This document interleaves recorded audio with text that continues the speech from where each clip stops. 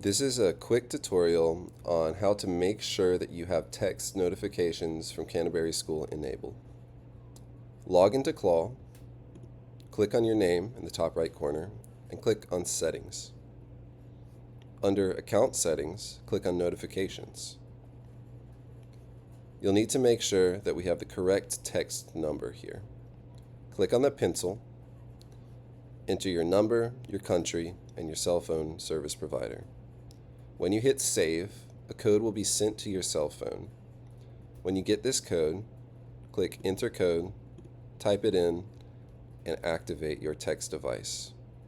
As a last step, text the word yes to the phone number 87569. If you complete all of these steps, you'll get all of our text notifications.